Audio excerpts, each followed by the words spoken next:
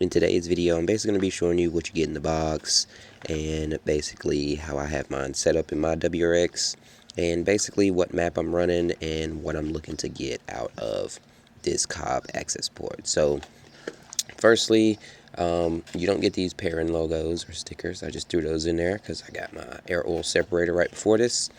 As you can see, you got your COBB little carrying case. I don't take my Accessport out of the car, so I'm not sure why they give you this. Maybe just to have the cables and everything in there. Doesn't really have much in there. I got the face plate I changed it from that gray to a black one that they have that it comes with. So not really much in there. And in the accessories thing, you get the mount for the car and also the OBD2 cable. And that's basically it. So why did I get the Accessport? One of the reasons I got the Accessport was because this is going to be my most expensive mod, and this is what's going to actually give me power and allow me to get more power out of my 2018 WRX. Now, I'm not looking for crazy amounts of power right now. Only thing I'm looking for is reliability, that smoother power band, and basically a little bit of those fixes that the COBB Stage 1 map has that can be ran on a stock WRS. Now, I do have a AOS shifter plate and short shifter, but they basically mean stock as far as engine modifications. Now, I do have a Perrin cold air intake coming in, but it was out of stock, and now I'm waiting on this run around. It's been like 2 weeks, so I thought I should do this video first. Then whenever I get my intake, I can do a video on actually getting that thing, ported to the car and making sure the Accessport can read that I have modifications on the car. So let's go ahead and jump into the car, and I'll show you guys where I have this bad baby mounted in the car, and then we'll go over basically what I have, what parameters I've messed around with, and basically what map I'm running with my COBB Accessport. Alrighty guys, so we are at the WRX. And basically, this is where I have my COBB Accessport. Now, it is off right now because the car is off. I don't have the key in the ignition or anything.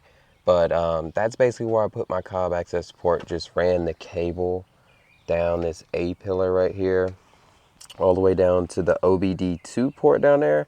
Now, I will be getting the defroster mount for it, just so it won't be all the way up here.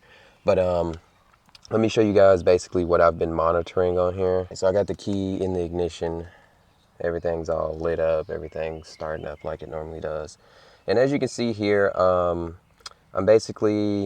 got boost, find knock learn, feedback knock, dam, AF learning 1, and then my intake manifold temp. So basically, yes, I already know my dam is really, really low. I didn't know I needed to put premium in here, and I put some regular in here, and that's probably why it's so low.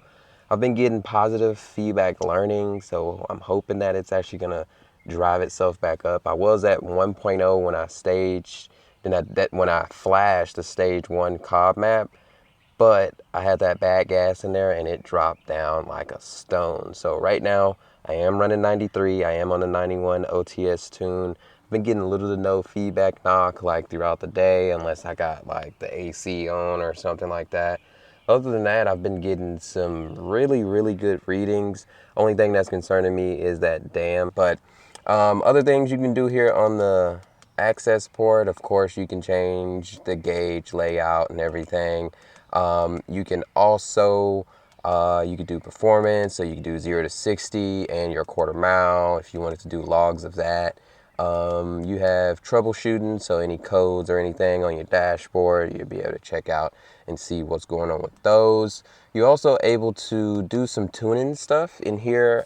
In the adjustments thing, you have your idle, where you can change your idle on the car with the AC on or AC off.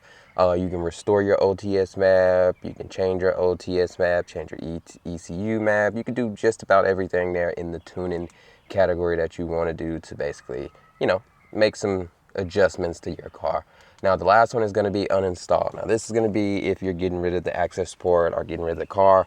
You would want to do this to make sure that it gets put back to stock. And whenever you do install this initially, it does make a backup file, so you're able to basically restore from that. Hope you guys have been enjoying the videos. If you have, make sure you hit that like button. Hope you have been enjoying the new channel. If you have, please hit that subscribe button if you guys just so happen to be new over here, because I'm going to be continuously putting up more videos just like this video, and we do have some more mods coming to the WRX, so make sure you guys are staying tuned and hitting that subscribe button and like button if you want to see more videos just like this.